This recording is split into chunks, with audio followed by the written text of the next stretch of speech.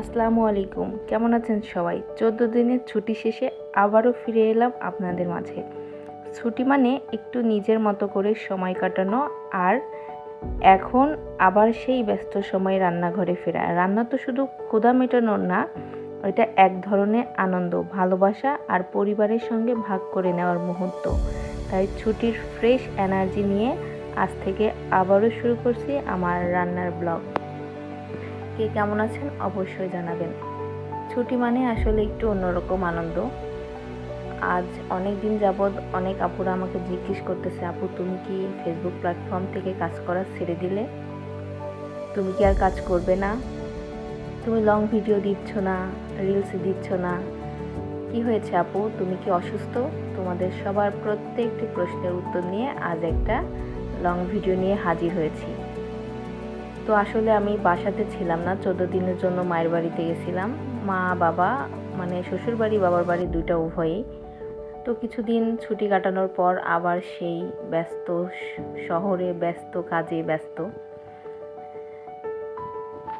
আর আসলে ছুটিতে গেলে ওইভাবে লং ভিডিও দেওয়াটা আসলে হয়ে ওঠে না, যার জন্য আমি রিলস এমনকি লং ভিডিও খুব কম দিয়েছি, লং ভিডিও দিই নাই। এই জন্য আমি যে টাইমে অ্যাক্টিভ থাকতাম সর্বদা সেই টাইমে ফটো হোক আর টেক্সট হোক আমি পোস্ট দিয়ে পেজটাকে রানিং রেখেছিলাম। যেহেতু ফেসবুক প্ল্যাটফর্মে কাজ করি, অবশ্যই অ্যাক্টিভ তো থাকতেই হবে, যে প্রান্তেই থাকি। তো অ্যাক্টিভ ছিলাম আর কি। তা কিন্তু এই যে লং ভিডিওগুলো শেয়ার করা হয় নাই, তাই আজকে ভাবলাম একবারে একটা লং ভিডিও নিয়ে আসি, সবার মাঝে সব কিছু শেয়ার করি। আর এই যে টুকিটাকে আজকে রান্না করব বড়ি দিয়ে, আলু পটল দিয়ে মাছ রান্না। তো এটা সবাই পছন্দ করে মোটামুটি। তো আজকে রান্নাটা করতে করতে ভাবতেছি তোমাদের মাঝে এই গল্পটা শেয়ার করি। আর এই 14 দিন একেবারে রান্না বান্নার বাইরে ছিলাম, যার জন্য আমি কোনো রান্নাই শেয়ার করি নাই। তোমরা অবশ্যই দেখে বুঝতে পেরেছ। তো আজকে থেকে ইনশাল্লাহ আবার প্রত্যেক দিনের ডেইলি ব্লগ নিয়ে হাজির হব। আর আমি আগের থেকে আসলে রিলস আপলোড, ফটো পোস্ট একটু কমিয়ে দিয়েছি। আগে আসলে 2টা পোস্ট বেশি দিতাম, এখন আর সেটা দিই না।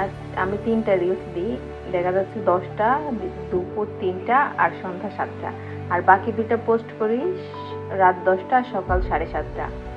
আর এছাড়া যে আমি 12:30টায় একটা, দুপুরের একটা পোস্ট দিতাম, আর বিকেল 5:30টায় একটা পোস্ট দিতাম, সেই 2টা রিমুভ করে দিয়েছি। আসলে আর এই 2টা দিই না এখন। পেজে মানে অ্যাক্টিভ থাকি কিন্তু পোস্টটা কম করে দিয়েছি, যেহেতু ছোট পেজ, এর থেকে বেশি পোস্ট দিলে আসলে সবাই এটা মানে ভালোভাবে আর কি নেয় না। তো আজকের মতন এখানেই শেষ করলাম। সবাই ভালো থাকবেন, সুস্থ থাকবেন, খোদা হাফেজ।